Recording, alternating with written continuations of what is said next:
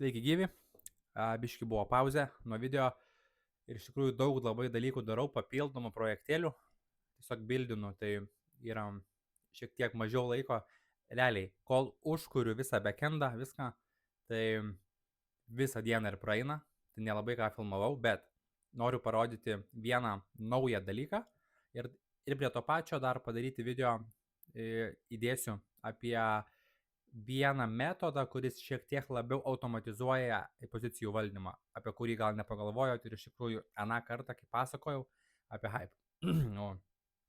Hyperliquid, tiesiog pamiršau paminėti. Sorry, kad be maikės, bet beprotiškai karšta dabar čia.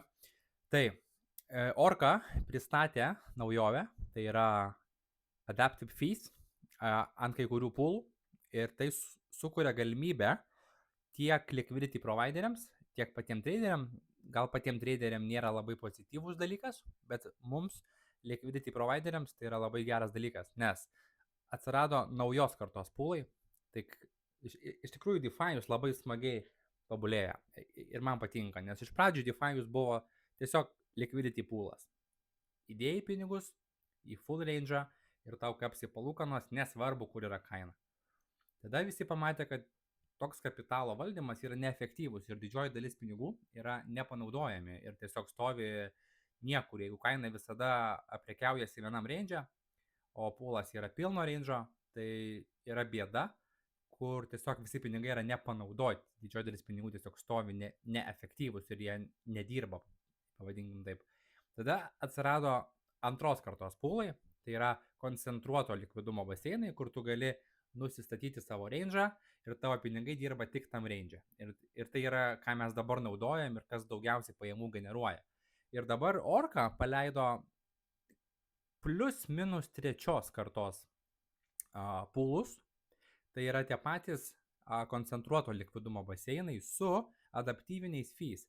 Ką tai reiškia? Kad dabar yra nustatyti fiksuoti fees ant kiekvieno poolo. Kaip pavyzdys, Sol USDC pagrindinis poolas, kurie mes dalyvaujam, jisai turi 0,04% fee tierą. Tai reiškia, kad kiekvienas traderis atėjęs į Orca ir keisdamas Solą į USDC arba USDC į Solą, nuo kiekvienos savo transakcijos, nuo kiekvieno savo trado moka 0,04% fee. Ir šitas fee yra distributinamas tokiem kaip aš ir jūs dabar jau liquidity provideriam, kurie yra įdėję pinigus į poolą. Ir jeigu aš pažiūrėsiu savo portfolio, būtent šitam poolę aš esu įdėjęs dabar fee, ne? Būtent į šitą poolą su 0,04%, pozicija yra range, moka 0,4% per dieną, $3 prisikaupė, kažkas tokio, čia vis dar ta pati pozicija, kur kažkada dapildžiau, po to tiesiog tokia stovi čia pas mane parodyti vis. Tai Orca sumastė tokį variantą padaryti adaptyvinius fee, reiškia atitinkamai nuo marketo aktyvumo, kaip aktyviai vyksta prekyba tam tikrais assetais, pagal tai kinta šitas fee. Tai fee nebėra fiksuotas, tai yra adaptyvinis fee. Jeigu niekas netreidina to asseto, tarkim Sol USDC, pavadinkim, nėra volatilumo markete, nėra aktyvumo, nieks netreidina, fee lieka toks, koks yra, mažiausias įmanomas, pavadinkim. Bet jeigu marketas suaktyvėja ir staiga tą assetą arba tą coiną pradeda labai stipriai kažkas treidinti ir viskas vyksta aktyviai, greitai, stipriai, tada fees adaptuojasi ir pakyla.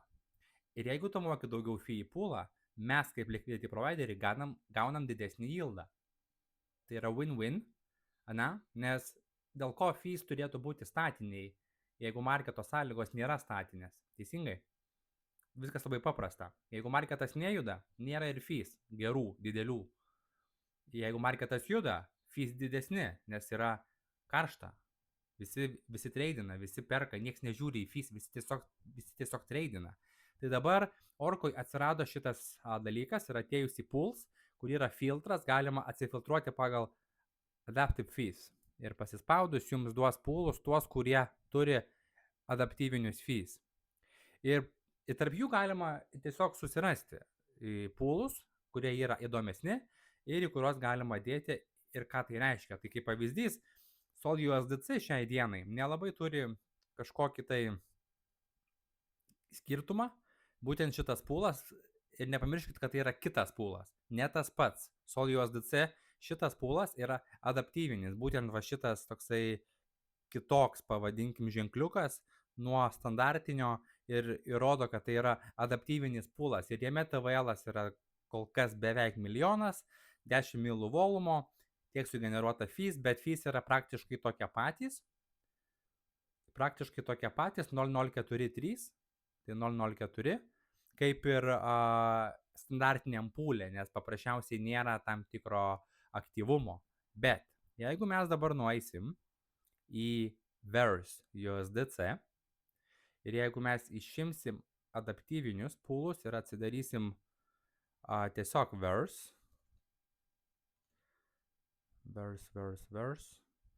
mes turime, iš tikrųjų yra pasileidęs naujai, tai visi iškart sukrovė į šitą pūlą. Tai nėra skirtumo, nerodysiu šito.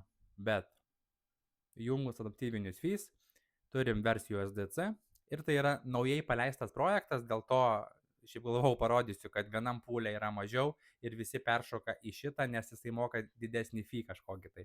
Tai šiai dienai Verse USDC tai yra naujas, labai rizikingas projektas, aišku, nes tai yra naujas projektas, bet kaip pavyzdys su adaptyviniais tradingo fees, jisai 11 range moka 3,1%, nes kiekvienai transakcijai traderis šiai dienai moka 1%, kas yra kosmosas palyginus ant SolUSDC yra 0,04.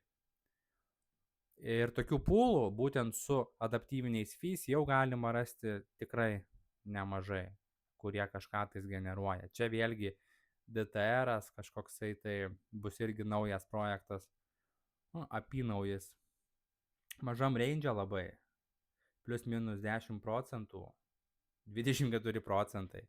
Tik aišku, jis gali iš to range išeiti momentaliai, tai yra pakankamai stipriai rizikingas variantas, bet kaip pavyzdys toks dalykas egzistuoja ir šitie dalykai yra absoliučiai kosminiai, kadangi yra mokamas didesnis fee už kiekvieną tradą.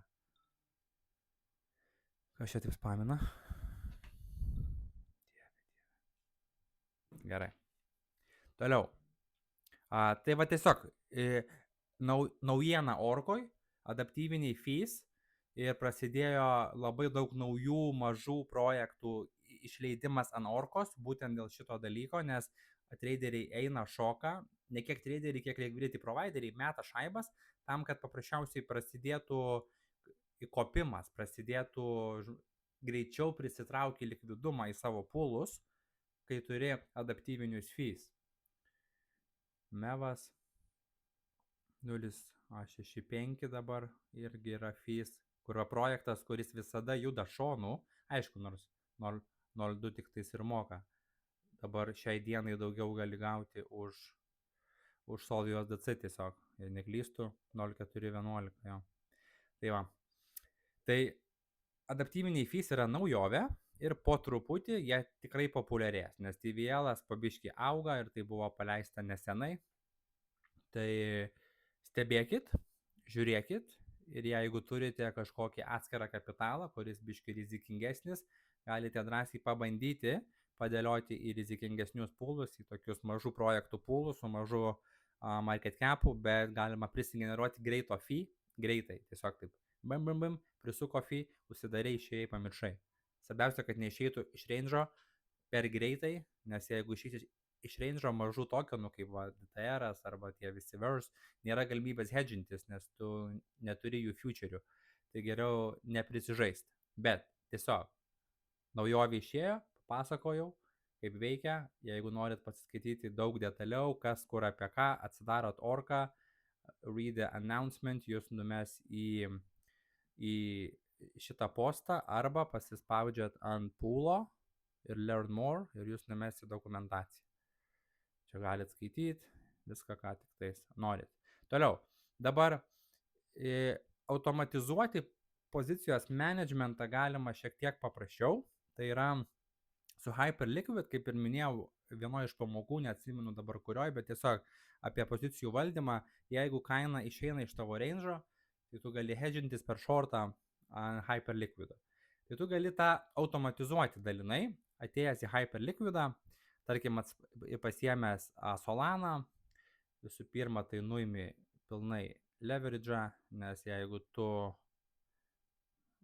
čia viską iš naujo, jeigu tu hedžinės prieš LP poziciją, tau nereikia leverage'o, pasikeiti į 1x, kad nebūtų leverage'o ir tada tiesiog ką tu darai, pasidarai limit orderį ant shorto ir čia nustatai savo kainą. Ir šita kaina turi būti čiut mažesnė tavo pūlo kainos. Tai jeigu yra 1,4574, tai 1,45,6. Sakykim, 1,45, 1,45,6. Tai gausis šitas įėjimas 1,456, tai tik kaina išėjus iš range'o, iš esmės mane automatiškai įdės į shortą. Galima netgi padaryti dar labiau, ne 6, o 7, tarkim. Arba netgi visiškai identiškai. Tiesiog, kad būna kartais, kad future'o kaina čiut skiriasi. 1,6723 ir čia 1,6709. Tai biški skiriasi, kad tiesiog, kad neįeiti per vėlai arba per anksčiau. Tai aš dažniausiai biški žemiau užsimetu, negu yra. Ir tu pasidarai savo limit orderį su pozicijos dydžiu tokiu, kokiu tu būtum pilnai išėjęs iš range'o. Tai šiai dienai, kadangi aš esu jau arčiau vos ne išėjimo iš range'o per viršų negu per apačią, tai pas mane šitie balansai yra didžioji dalis USDC ir mažiau Solanos, bet jeigu viskas būtų per apačią, viskas būtų išėjimas per apačią, tai pasiskaičiuojate, kiek būtų Solanos konkrečiai pas jūs ir tokiu atveju čia tiesiog rodo nuo dabartinės kainos, kiek procentų viskas kristų, šitą vertę atsiminusuojat į Solanų pavidalą ir žinosit. Ir paprasčiausiai čia įsivesite tą sumą, tai tarkim $915 vertės shortą jums reikės padaryti tam, kad įeiti į šitą poziciją. Ir tada pasižymite čia take profit arba stop loss ir galite užsimesti orderius. Tai jums nereikia take profit orderio, nes tas shortas neturi sugeneruoti pelno, bet stop lossą užsimetate vėl šiek tiek aukščiau kainos grįžus į range'ą.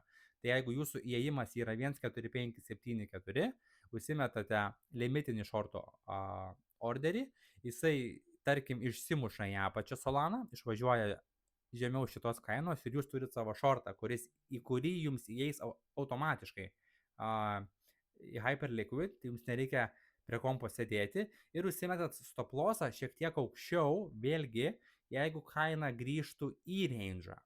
Nereikia dėti identiškai, bet galima užsimesti užsidarimą pozicijos 1,46,3 kažkas tokio, 1,46,5 gal.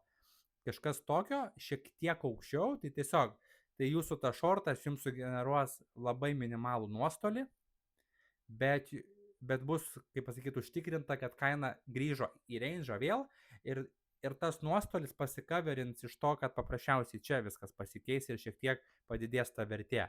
Tai tiesiog teoriškai jūs nebūsite identiškai delta neutral, bet būsit labai netoli to ir vis tiek tai yra geriau negu visiškai nehedžinti nieko, laukti ir jeigu išmuši visas pusės, step lep ir žiūri, kad nieko nelikė.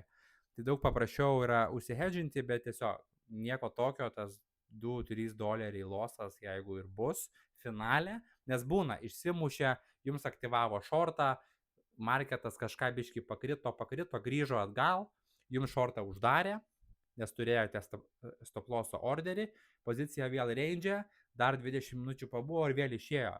Marketo tu nesudiktuosi ir tu kas kart neprisidėliosi tų limitinių orderių.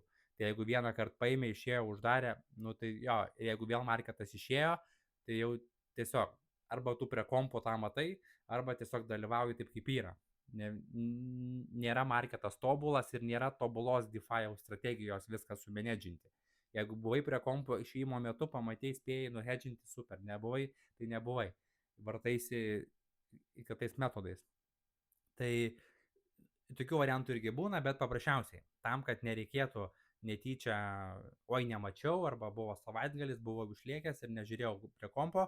Tiesiog, jeigu matai, kad Solana yra netoli tavo išėjimo kainos, užsimesk automatinį shortą ant Hyperliquido ir viskas. Ir tau nereikės suk galvos, jeigu tu ir kažkur buvai išliekęs ir atsidarai telefoną, žiūri Solana griūna, tu žinai, kad tu turi shortą ir tu esi iš esmės delta neutral pozicijoje. Tai viskas yra good. O tokie, kad įsimušė, grįžo, vėl įsimušė, vėl grįžo, tokių dalykų būna, nieko nepadarysi. Tai va, tai šiai dienai aš to nesidėsiu, nes pas mane yra 12, praktiškai 13% margino į apačią, kur tikrai Solana va taip va per 5 minutės ar valandą nenukris greičiausiai. Aišku, visko būna, bet neturėtų bent jau pagal normales marketo sąlygas, bet jeigu dabar kaina būtų 1.55, 1.53 gal net ir panašiai, kad esam netoli išėjimo, kodėlgi ne, aš susimečiau savo shorto limitą ir jį turiu. Ir esant reikalui, tai bus automatiškai padaryta už mane. Tai va, 2 dalykai, Orkos adaptyviniai pūlai su Adaptive Fees leidžia tikrai prifarmint greitų pinigų ant mažo market capo coinų, bet tai nėra profesionalus approachas į marketą. Tai atsargiai, bet tai yra įmanoma ir dabar marketui karštėjant, Solanai karštėjant, ypač stablecoinų pūlai visokie ir panašiai, kažkas kažkur kažką leidžia, tai tiesiog jeigu marketas suaktyvėja, plus Pamfanas launchins savo tokeną, aišku, jie turi ir savo dabar jau DEXą ir panašiai, bet vis tiek yra tam tikro volumo, kuris eina per orkas ir panašiai, tai gali tie fees būti didesni ir galima uždirbti realiai turbūt daugiausiai negu bet kuriam kitam Solanos DEX'e. Bet tam turi būti geros marketo sąlygos. Tai va, 2 dalykai, Orka ir Hyperliquido pozicijos valdymas. Ačiū, kad žiūrėjo, tikiuosi buvo naudinga ir aš toliau einu buildint ir pasimatysim kitose video.